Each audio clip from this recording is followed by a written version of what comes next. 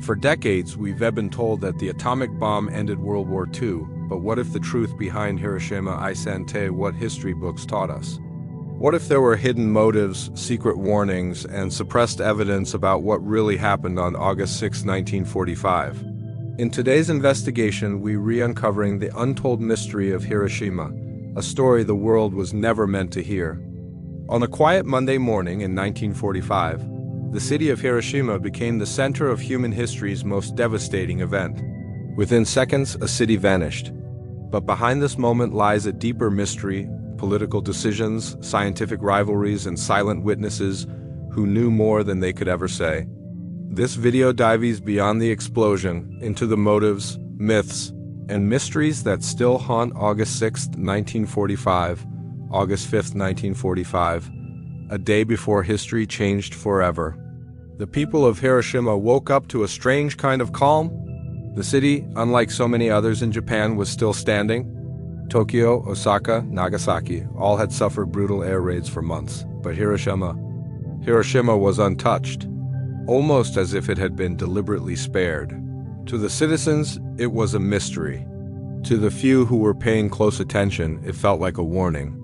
That morning, school children swept the streets, women prepared rice, and men returned to work, their routines masking a quiet sense of unease. The skies above had been eerily clear for days, yet American bombers were nowhere to be seen. Many residents began to whisper, "Why not us?" Japan's military headquarters had wondered the same thing. The government had received reports that American reconnaissance planes, the sleek silver B-29s, had been flying over Hiroshima repeatedly. They didn't drop bombs, they didn't attack. They simply circled, photographed, and left, over and over again. These flights were called weather reconnaissance missions, but in reality they were something far more chilling. They were target surveys, tests for what was about to come. Imagine the view from the ground: mothers hanging laundry, workers heading to factories, and above them the hum of distant engines, a sound that had become too familiar to ignore. Yet this time no sirens screamed, no bombs fell. Only the strange stillness of a city waiting for something it didn't understand. Rumors began to spread. Some said Hiroshima was being spared because of its cultural importance. Others whispered that it housed relatives of American families. But a few suspected something darker, that Hiroshima was being saved for something special. There were even unsettling signs, reports of American leaflets dropped in neighboring cities, warning civilians to evacuate before a great destruction would come. But Hiroshima never received such leaflets. The people there were left in silence, left in calm. Japanese military intelligence noticed these patterns. They tried to decode what the Americans were planning, but even they couldn't piece it together.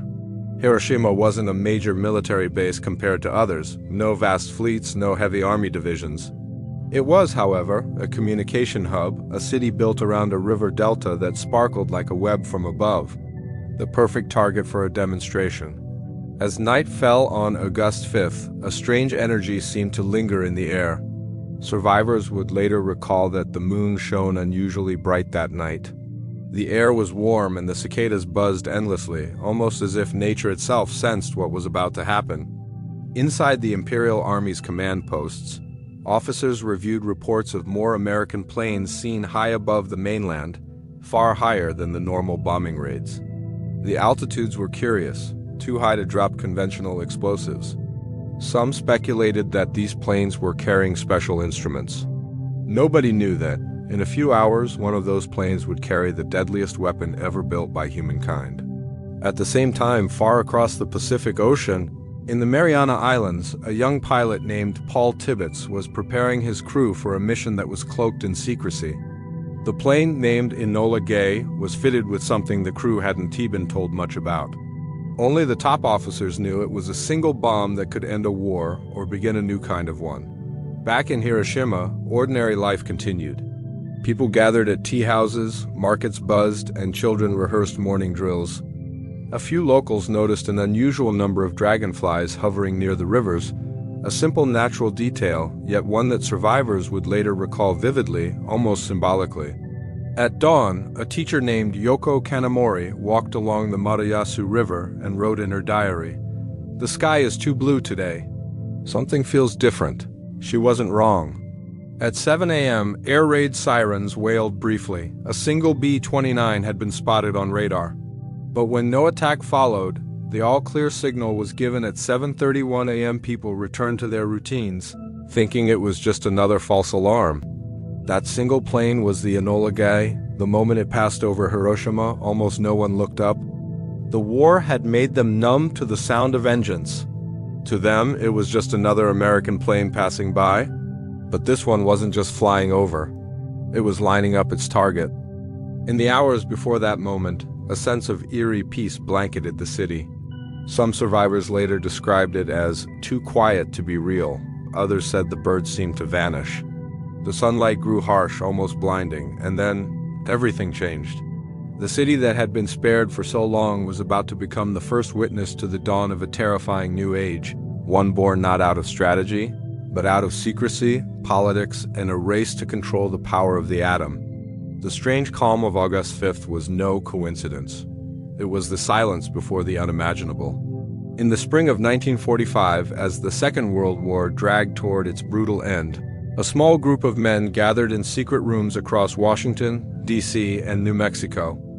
They were not generals or battlefield commanders, they were scientists. Politicians and strategists united under one mission: to decide where the first atomic bomb would fall. The decision, though presented as a military necessity, was far more complex, layered with politics, science, and a hunger for power that would shape the world for generations. At the heart of this decision was a committee, the Target Committee. It met at Los Alamos and later at the Pentagon. Its purpose seemed straightforward: identify the ideal target to demonstrate the weapon's devastating power and, hopefully, end the war quickly. But beneath that official explanation lay another question: not just where to drop the bomb, but why there? Why Hiroshima? The committee discussed many cities: Kyoto, Kokura, Yokohama, Niigata, and of course Hiroshima. Kyoto was initially the top choice. It was Japan's ancient capital, rich in history, culture, and intellectual influence. Destroying it would have shattered Japan's morale. But when Secretary of War Henry Stimson reviewed the list, he immediately objected. He had visited Kyoto before the war, had walked through its temples and gardens, and felt it was too beautiful, too sacred to destroy. His personal sentiment alone saved Kyoto from annihilation. With one stroke of a pen, Kyoto was crossed off the list.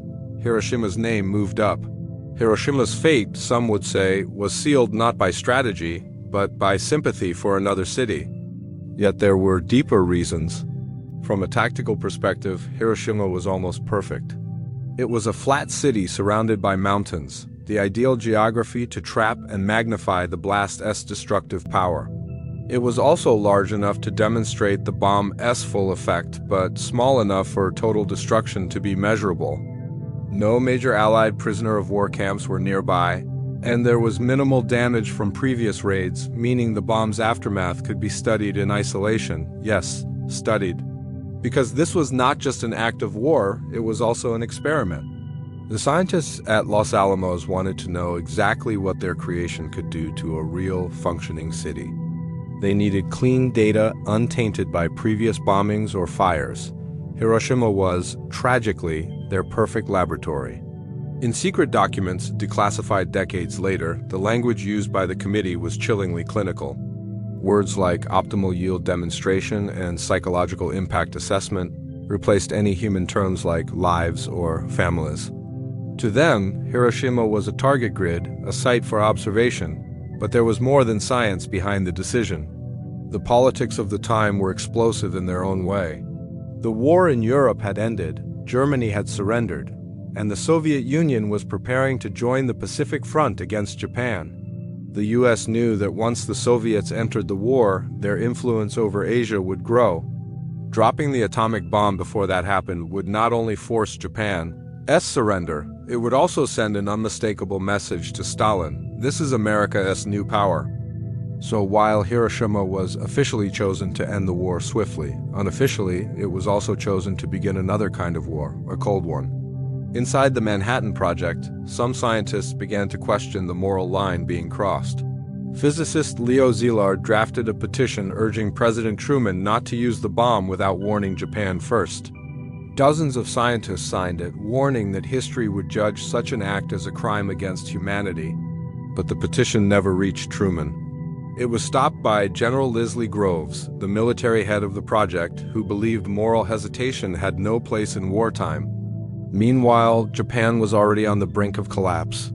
Its navy was crippled, its cities burned, its citizens starving. Some U.S. intelligence reports suggested Japan was seeking ways to surrender, perhaps through mediation, but those reports were dismissed. The leadership in Washington wanted something decisive, something that would guarantee Japan's unconditional surrender and justify the immense cost of the Manhattan Project, a project that had consumed $2 billion and the efforts of more than 100,000 people. That bomb had to be used. On July 25, 1945, the order was signed. The document was straightforward and cold. The first special bomb will be dropped as soon as weather permits after August 3 on one of the following targets: Hiroshima, Kokura, Niigata, or Nagasaki. Hiroshima was first on the list. 3 days later, as the atomic bomb called Little Boy was being loaded onto the Enola Gay, President Truman was on board the USS Augusta, returning from the Potsdam Conference. He had just met with Churchill and Stalin. There, the final pieces of the global chessboard had been set. The Potsdam Declaration had been issued to Japan: surrender unconditionally or face prompt and utter destruction. But the words atomic bomb were never mentioned. Japan's leaders, not knowing the weapon's nature, ignored the warning, and so the order stood.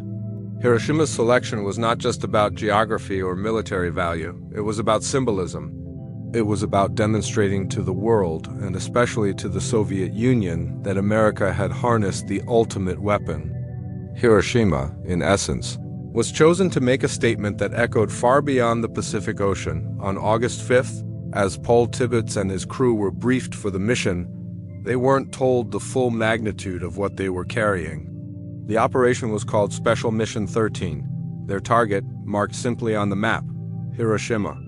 And in the quiet halls of Washington, those who had signed off on the decision waited, knowing that by sunrise on the other side of the world, mankind would cross a threshold it could never return from.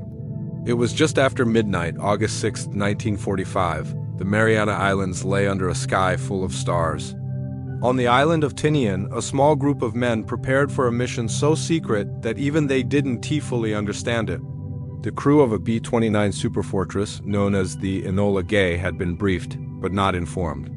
They were told it was a special bombing run, something that could end the war. No details, no discussion, just orders. Colonel Paul Tibbets, the 30-year-old pilot, had handpicked his crew for this assignment. 11 men who trusted him completely. To them, Tibbets was calm, disciplined, and fearless, but even he carried a weight that night heavier than any payload ever dropped from the sky. The bomb inside the aircraft had been nicknamed Little Boy. It wasn't just another piece of ordnance. It was something the world had never seen. Technicians in white coats worked silently around the massive weapon, their movements mechanical, rehearsed, precise. A cylindrical casing, over 9,000 pounds of metal and uranium, sat in the bomb bay, armed with a firing mechanism so complex that even one misstep could mean disaster. Scientists had warned them this was not a conventional bomb. Its detonation would release energy equal to thousands of tons of TNT, yet no one truly knew what would happen once it fell. At 2:45 a.m., the engines of the Enola Gay roared to life. The plane rolled down the runway, heavy and unsteady. As it lifted off, the men inside didn't cheer. They just stared ahead into the night sky, unaware that they were flying into history. For the first few hours, the mission was routine, at least on the surface. But the silence inside the plane was thick. Captain Theodore Dutch van Kirk, the navigator, kept his eyes fixed on the maps. Major Thomas Farabi, the bombardier, reviewed the release coordinates over and over. And in the radio compartment, Sergeant Richard Nelson listened carefully to static-filled transmissions, occasionally receiving coded updates from base. Most were short and vague, just confirmation messages. But there were moments, later revealed in declassified mission logs, when odd interruptions cut through the airwaves. Unidentified transmissions, faint voices, brief static bursts coded numbers that didn't match the mission frequency. The crew would later dismiss them as radio interference, but some post-war analysts believe those were failed interception attempts. Possibly. Japanese radar operators who had detected the approaching aircraft and were trying to identify it. Others suggest they were internal signals from U.S. command monitoring the bomb's arming mechanism remotely. To this day, the full log remains incomplete. At 5:52, the Enola Gay climbed to 31,000 feet. The sun began to rise behind them, casting a soft orange glow across the Pacific. The crew could see the faint outline of Japan on the horizon. Ahead of them flew two other aircraft, the Great Artiste, carrying scientific instruments and necessary evil equipped with cameras. These planes were part of the same mission, tasked with recording and measuring the event. This wasn't just an attack. It was an experiment under perfect observation. As they neared the mainland, the radar picked up minimal resistance. Hiroshima's air defense was quiet, its radar operators having already dismissed earlier sightings as weather planes. The Japanese had grown used to solitary B-29s flying overhead without dropping bombs. They called them weather scouts. No one in Hiroshima sounded an alarm that morning. Inside the Enola Gay, the atmosphere tightened. Tibbets gave the order to arm the bomb. The task fell to Captain William Deke Parsons, the weapons specialist. Parsons and his assistant, Second Lieutenant Morris Jepson, moved cautiously through the narrow bomb bay, wearing flak jackets and helmets. Parsons inserted the firing plugs, his hands trembling slightly. A single spark, a static charge, could have detonated the bomb emitter. The men held their breath. When the final plug clicked into place, Parsons looked up and gave a single nod. The bomb was live. Radio silence was maintained as they approached the target. Tibbet's voice was low, steady, giving short commands. The crew followed every order with military precision. The target came into view, a T-shaped bridge crossing the Oda River, right at the center of Hiroshima. That bridge would be the aiming point. At 8:09 a.m., the Enola Gay reached the city. Below, Hiroshima glowed under the morning sun. People were beginning their day, workers heading to factories, children walking to school. The city was alive, unaware of the shadow hovering miles above. "Bomb bay doors open," Tibbet said. Farabee aligned the crosshairs on the bridge, his hand firm on the release lever. The city looked peaceful, too peaceful for what was about to come. At exactly 8:15 and 17 seconds, he released the bomb. "Bomb away," he said. The Enola Gay lurched upward, suddenly lighter. The bomb fell silently, spinning toward the city. Inside the aircraft, no one spoke. The countdown began. Parsons started timing. 43 seconds until impact. During those seconds, the crew turned sharply to the right, a pre-calculated evasive maneuver to escape the blast wave. Tibbet's eyes were fixed on the horizon. Then a flash. A blinding white light, brighter than the sun, filled the sky. A second later, a shockwave slammed into the aircraft. The plane shook violently, as if struck by an invisible hand. From the cockpit, the men watched in stunned silence as a massive column of fire rose from the city, a cloud twisting upward, boiling, glowing red and white at its core. Tibbets would later describe it as a pillar of smoke with a mushroom on top. For a few moments, the radio filled with static. Then faint voices crackled through, confused and broken. Japanese emergency frequencies, desperate, chaotic. No one knew what had happened. No one could comprehend it. Inside the Enola Gay, the men said nothing. Farabee finally whispered, "My God, what have we done?" Tibbets didn't answer. He just looked back over his shoulder at the city that was no longer there. In the minutes that followed, the aircraft maintained radio silence.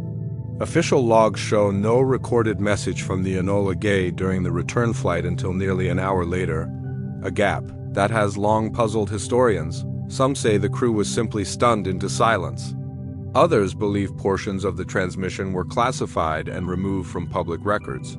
Whatever the truth, one fact remains certain. In those first minutes after the drop, the Enola Gay crew had seen something the human eye had never witnessed before. A single flash that would change everything humanity believed about war, power, and survival. 8:15 a.m., August 6, 1945. The sky over Hiroshima is cloudless, a brilliant blue that feels almost unreal. People walk the streets, schoolchildren march in formation, and workers head toward their posts at the Mitsubishi and Hiroshima arsenal factories. It's an ordinary Monday morning, quiet, calm, deceptively peaceful. Then, in less than a second, reality shatters. A flash, not like lightning, not like fire, but something beyond human comprehension. Survivors would later describe it as a sun falling from the sky. The flash is blinding, searing through the eyes of anyone who happens to look upward. Shadows etch themselves onto walls, stone, and even flesh. People standing on bridges or in the streets are turned to silhouettes in an instant. Their outlines remain burned onto concrete, ghostly impressions that still haunt Hiroshima today. At the epicenter, the temperature reaches over 4,000 degrees Celsius, hotter than the surface of the sun. The air itself ignites. Within milliseconds, everything, houses, trees, bodies, simply vaporizes. The human form disappears, leaving only shadows and ashes. Those just outside the blast radius are thrown through the air by a shockwave that moves faster than sound. Windows explode, debris becomes shrapnel, and walls collapse. The world turns white, then orange, then black. A roaring wind tears through the city, a hurricane of fire and dust. People are crushed, burned, flung across streets.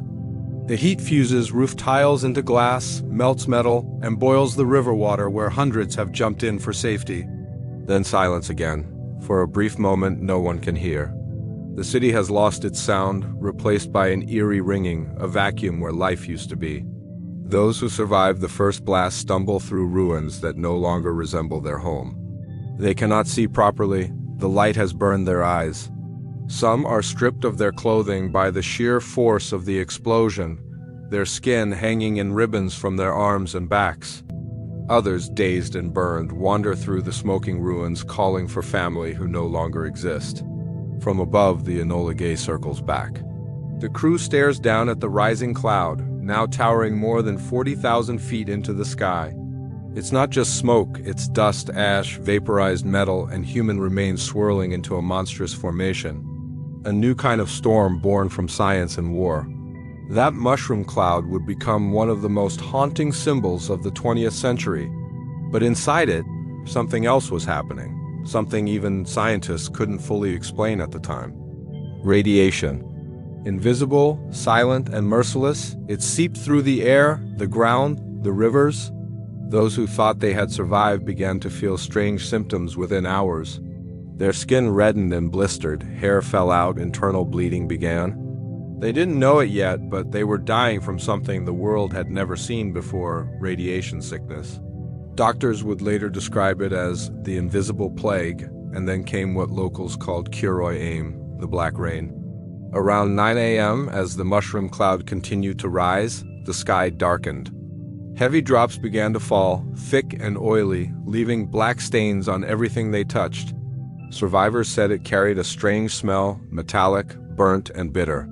Those who drank the rain to quench their thirst would soon fall violently ill. Later analysis would reveal the black rain was filled with soot, dust, and radioactive fallout. It was not rain from heaven, but poison from the sky. Amid this nightmare, strange phenomena were reported, details that defied logic. Clocks stopped at the moment of the explosion. Their hands frozen forever at 8:15, shadows imprinted not just on walls, but on stone steps, trees, even the ground. One report spoke of a man standing on a ladder, his outline burned into the wall behind him, the only trace left of his existence. And then there were the flash burns, bizarre patterns that appeared on people's skin. The light from the bomb was so intense that it bleached clothing and skin in seconds. People wearing patterned kimonos were left with floral prints burned onto their flesh. Those in light-colored clothing suffered less than those in dark, as if color itself determined survival. Scientists who arrived later would struggle to explain the full extent of the damage. The bomb had not only destroyed matter, it had altered it. Stones glowed faintly for days. Shadows remained etched into surfaces like photographic negatives. The very air seemed charged, unnatural. Eyewitness accounts captured the horror in fragmented memories. A young nurse described seeing a woman holding what she thought was a baby, only to realize it was a piece of burned cloth. A soldier recalled rivers clogged with bodas, the water turning black.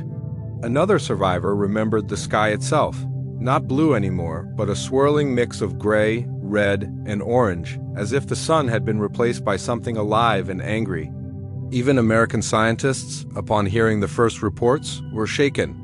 The data exceeded every expectation. The bomb had unleashed destruction far beyond prediction. Yet many aspects of its aftermath baffled them. How some structures near the center remained partially standing, how shadows could imprint permanently, how the black rain fell in areas miles away.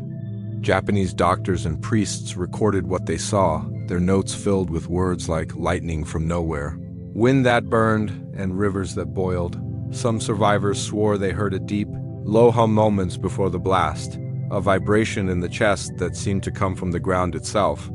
Whether it was imagination, atmospheric pressure, or something beyond science, no one could ever confirm. Hiroshima had become a living laboratory of the unknown. A city turned into a scientific paradox, where time, temperature, and matter had all behaved differently for one blinding instant. Those who crawled out of the ruins that day didn't yet know they were walking through radioactive ash. They couldn't understand why their hair began to fall out or why they felt feverish, dizzy, and weak.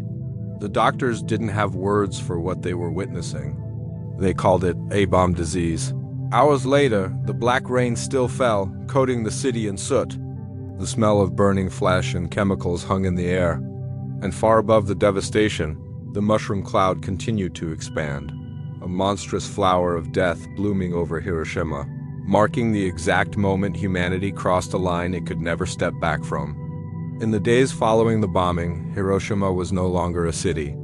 It was a landscape of silence, of ruins, and of shadows that spoke louder than words. But as the survivors struggled to understand what had happened, thousands of miles away, a different kind of war was being waged, one for control of the truth. The United States and its military command understood immediately that Hiroshima was more than just a military victory. It was a message, a demonstration of power. And with that message came something they feared more than Japan itself: public outrage, moral scrutiny, and the unknown consequences of their new weapon. So, as fires still smoldered and the dead still lay unburied, the first orders were issued: restrict all information. What happened in Hiroshima was to be told only in part, controlled, rewritten, managed.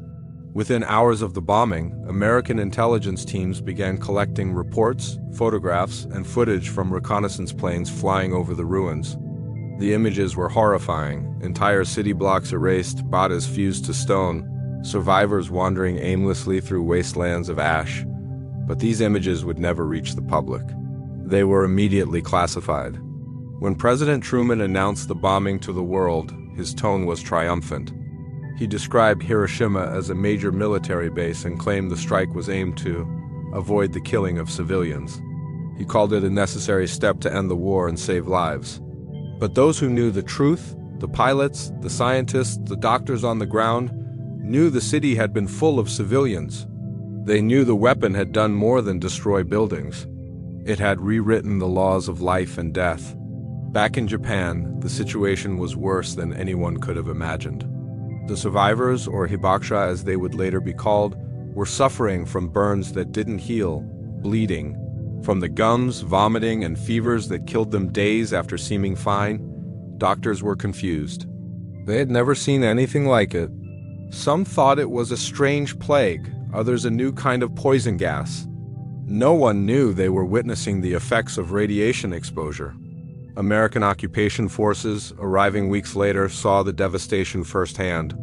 They took photographs, collected samples of soil, bones, and debris, then ordered Japanese researchers to hand over all their findings. The reason was simple: no one wanted the world to understand the full horror of the atomic bomb. Newspapers in Japan were censored. Photographers were forbidden to publish images of the dead or the destroyed city. Journalists who tried to report on radiation sickness were silenced. Those who disobeyed were arrested. The U.S. occupation authorities called it information control, but the survivors called it something else, erasure. Even the term radiation was banned from public use. People dying from exposure were told their illnesses were mental strain, malnutrition, or war fatigue, hospitals filled with victims, but no official acknowledgement was given to what caused their suffering. Scientists in Tokyo who attempted to study the radiation effects secretly documented everything they could before U.S. military officers seized their records. Many of those documents vanished for decades. Among the most chilling stories is that of Dr. Michihiko Hachiya, director of the Hiroshima Communications Hospital. He kept a personal diary, writing daily observations of patients, skin melting off their bodies, internal bleeding, hair falling out, and a mysterious stench of decay that hung over the city. His diary was never published until years later, long after censorship was lifted. He wrote, "We could not describe what we saw. The words did not yet exist." Meanwhile, in the United States, a different narrative was being built. The press released glowing reports about the atomic bomb's success, emphasizing its military necessity. Newsreels showed animated graphics of explosions, but no images of human suffering. The American people were told it was the price of peace, that Hiroshima had been a legitimate target, and that the bomb had ended the war quickly. Few questioned it, fewer still knew what had been hidden. But some did. A young American journalist named Wilfred Burchett, defying U.S. military orders, secretly traveled to Hiroshima a month after the bombing. He was the first Western reporter to enter the city and see the truth with his own eyes. Sitting amid the ruins, he typed his report on a small typewriter and sent it to London. His article began with one haunting sentence. "I write this as a warning to the world." Burchett described the victims dying without visible injuries. The mysterious sickness spreading through hospitals, the smell of death still lingering in the air. He called it the atomic plague. The U.S. government immediately discredited him, calling his story propaganda. They said there was no radiation sickness, no continuing deaths, only Japanese lies. But his report could not be entirely erased. It had already reached the world's newspapers, and for the first time, people began to question what really happened in Hiroshima. Behind the scenes, however, the cover-up continued. In 1946, the U.S. established the Atomic Bomb Casualty Commission, officially, to study the long-term effects of radiation on survivors. But the commission's findings were not used to help the victims. The research was conducted, samples were collected, but treatments were not offered. The hibakusha became subjects in an experiment they never agreed to. For years, Hiroshima's survivors lived in silence. They were shunned by society, feared as contagious, and forgotten by those who had bombed them. They couldn't speak of what they'd seen because speaking meant punishment. They couldn't show their wounds because their pain had been made invisible. The truth of Hiroshima, the full truth, remained buried under censorship, politics, and shame. It wasn't until years later, when photos finally surfaced, when survivors began to tell their stories, that the world started to see what had really been hidden. Not just a military attack, but the deliberate suppression of one of humanity's darkest moments, a silence that lasted longer than the smoke that rose over Hiroshima's ruins. As the ashes of Hiroshima settled and the smoke cleared, something strange began to unfold behind closed doors. A battle, not of soldiers, but of scientists, governments, and intelligence agencies. The atomic bomb had done more than end a war. It had opened a Pandora's box of questions humanity wasn't ready to face. What exactly happened inside that blinding flash? What were the long-term effects? And perhaps the most unsettling question of all, was Hiroshima just a test? The world was told that the bomb dropped on Hiroshima, nicknamed Little Boy, was a simple uranium-based weapon, a scientific marvel of devastating power. But for decades, whispers have suggested there was more to it than the official record reveals.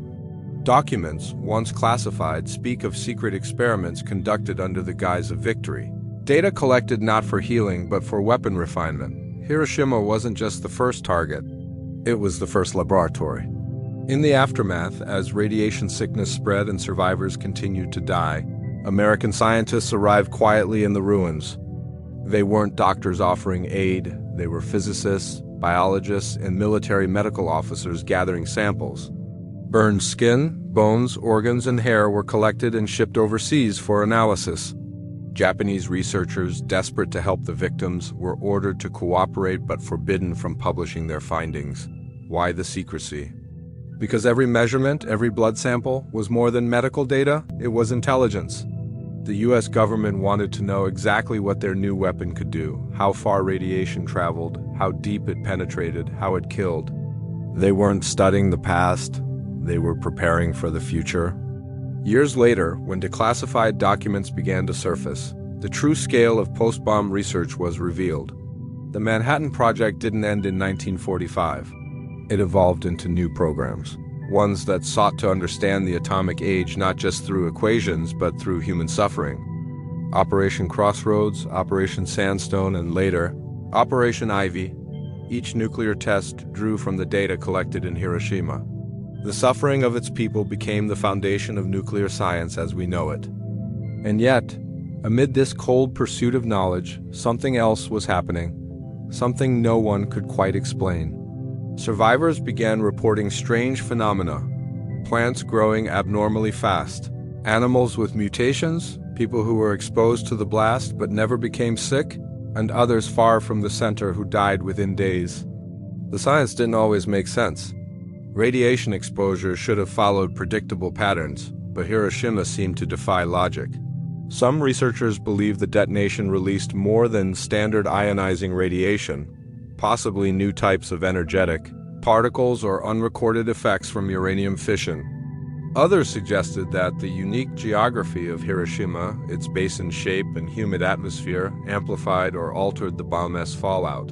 But one theory, whispered among Japanese scientists and later echoed by Western researchers, hinted at something more disturbing: that Hiroshima was a data experiment designed to measure precisely those unknowns.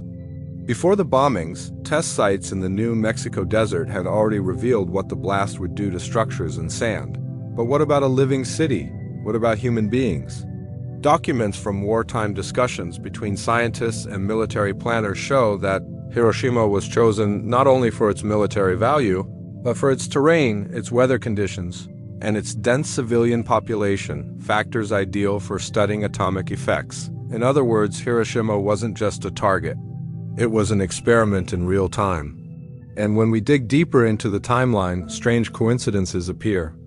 American planes flew reconnaissance missions over Hiroshima days before the attack, taking detailed photographs of the city's layout. Unlike other Japanese cities, Hiroshima was deliberately spared from earlier firebombing campaigns. While cities like Tokyo and Osaka burned, Hiroshima remained untouched, pristine, almost as if being preserved for something. Then, on August 6, 1945, it was erased in an instant. The implications are chilling. Could it be that Hiroshima was selected not to end the war, but to measure the beginning of something far greater? A new era of human experimentation under the cloak of victory? Scientists working under the Manhattan Project's medical branch, such as those in the Manhattan District Medical Section, continued studying radiation exposure long after the war, not only on Hiroshima victims, but on unsuspecting populations elsewhere. From uranium miners to soldiers exposed to fallout during nuclear tests, the data all traced back to Hiroshima, the original case study of nuclear suffering. But the science didn't stop there. The Hiroshima data influenced early Cold War projects, including the design of hydrogen bombs and the establishment of nuclear shelters. Even NASA's early space radiation studies referenced data from Hiroshima's fallout patterns. The shadow of that single explosion extended into every corner of post-war science, shaping medicine, physics, and military policy alike. Yet behind every scientific paper, every experiment, every sanitized report lay the ghosts of Hiroshima, the people who never gave consent. The children who died years later of leukemia, the mothers who gave birth to sick infants, the workers who cleared radioactive rubble without knowing what they were breathing. Their pain became data points in a global race for power. And perhaps that's the most haunting truth, not just what the bomb did, but how the knowledge it created was used. To this day, much of the research gathered from Hiroshima remains classified, its original notes stored in archives with access restricted even to historians. We know only fragments, glimpses of a larger secret. What we don't know, what is still hidden, might reveal how deeply the world's nuclear ambitions were built on that day's devastation. The mystery of Hiroshima is not only about what exploded in the sky that morning, but what continued long after, in labs and secret files, in the silence of survivors and in the quiet acknowledgement that the greatest discovery of the 20th century came not from a lab but from a tragedy. The line between science and atrocity blurred forever, and the echoes of that moment still ripple through every nuclear decision made today. As we reach the end of this untold journey, one truth stands above all. Hiroshima was never just an event frozen in 1945. It was the moment humanity crossed, a line it could never uncross. A single flash of light that illuminated not only the sky above Japan, but the darkest corners of our ambition, our morality, and our pursuit of power. For decades, the story of Hiroshima has been told in fragments: the bomb, the victory, the peace that followed. But beneath the official narrative lies a deeper, more haunting reality. The world wasn't merely witnessing the end of a war. It was witnessing the beginning of a new kind of war, one fought with silence, secrecy, and science. Governments hid the truth, scientists measured suffering, and survivors carried the invisible scars of radiation long after the smoke had cleared. The bombing of Hiroshima was presented as a necessity, a tragic but justified end to conflict. Yet as the years passed, as the survivors spoke, as classified files emerged, a different picture formed. One of manipulation, of experiment, of knowledge extracted from agony. What really happened on August 6, 1945, wasn't just the destruction of a city.